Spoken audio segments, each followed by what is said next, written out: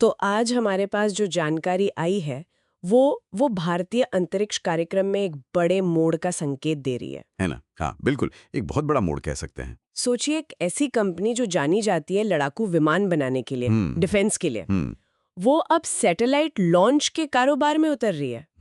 वो भी आईएसआरओ की सबसे भरोसेमंद टेक्नोलॉजी के साथ। सही कहा। चलिए इस पर थोड़ी गहराई से बात करते हैं। ये सिर्फ एक खबर नहीं है। हाँ, ये भारत के स्पेस सेक्टर के भविष्य की दिशा तय करने वाला कदम है। मतलब हम देख रहे हैं कि आईएसआरओ की जो दशकों की मेहनत है, जो विशेषज्ञता है, जी, वो अब निजी क्षेत्र के साथ कैसे साझा हो रही है। ये भारत की स्पेस महत्वाकांक्षाओं के लिए एक नया अध्याय है असल में। और सबसे दिलचस्प बात तो ये है कि ये जिम्मेदारी मिली है हिंदुस्तान एरोनॉटिक्स लिमिटेड यानी HAL को। हाँ, HAL। HAL, अरे, वही जो हमारे तेजस लड़ाकू विमान बनाती है, हेलीकॉप्टर बनाती है। बिल्कुल वही। अब वो इसरो के सबसे कामयाब रॉकेट PSLV उसका निर्माण और लॉन्च संभालेंगे।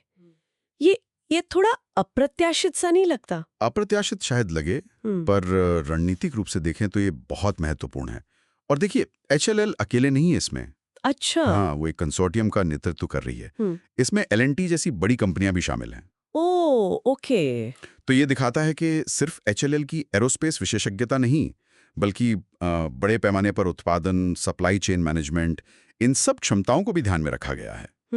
और बात हो रही है PSLV की, पोलर सैटेलाइट लॉन्च व्हीकल। हाँ, PSLV। आइसरो का वर्क हॉर्स कहते हैं इसे। यूं ही नहीं कहते। हाँ, उसका तो नाम ही काफी है। चंद्रयान से लेकर मंगलयान तक न जाने कितने विदेशी सैटेलाइट्स भी उसी ने लॉन्च किए हैं।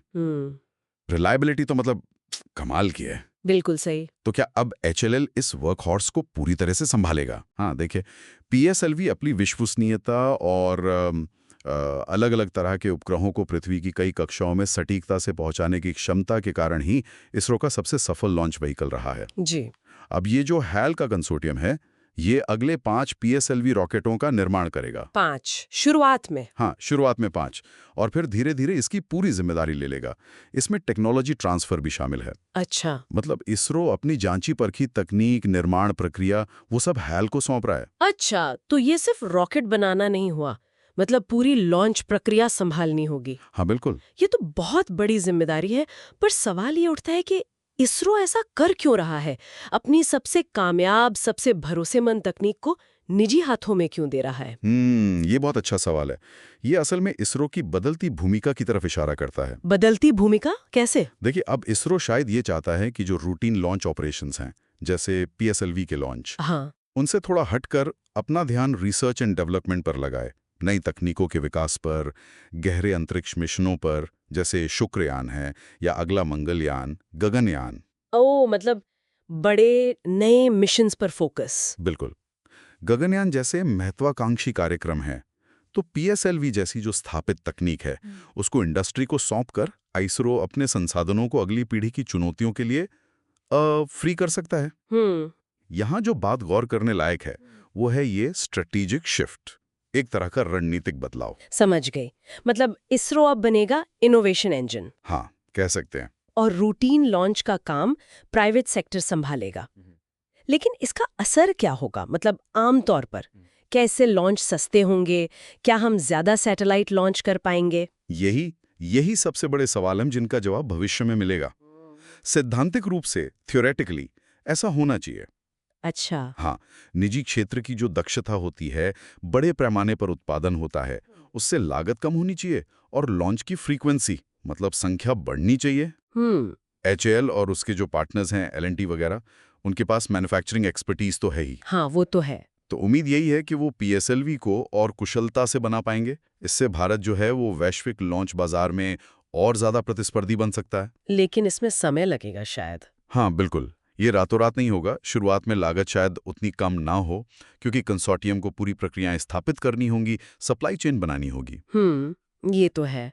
और क्या ये कदम दूसरे प्राइवेट कंपनियों को भी प्रोत्साहित करेगा इस सेक्टर में आने के लिए? हमने कुछ स्टार्टअप्स के बारे में सुना है। हाँ, कुछ हैं। लेकिन HAL जैसी इतनी बड़ी कंपनी का आना, ये तो शायद गेम चेंजर हो सकता है। निश्चित रूप से, बिल्कुल गेम चेंजर हो सकता है। HAL का इस क्षेत्र में उतरना एक बड़ा संकेत है।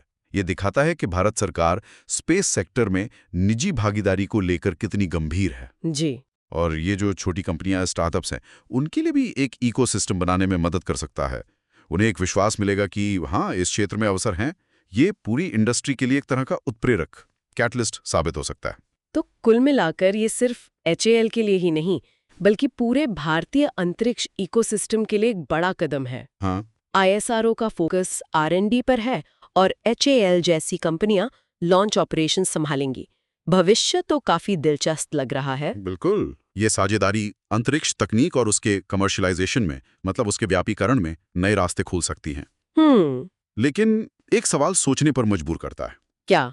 देखिए, जहां एक तरफ ये निजीकरण, एफिशिएंसी बढ़ाने, प्रतिस्पर्धा बढ़ाने का वादा करता है, हाँ, वहीं दूसरी तरफ क्या ये स्पेस तक पहुंच को और डेमोक्रेटाइज करेगा?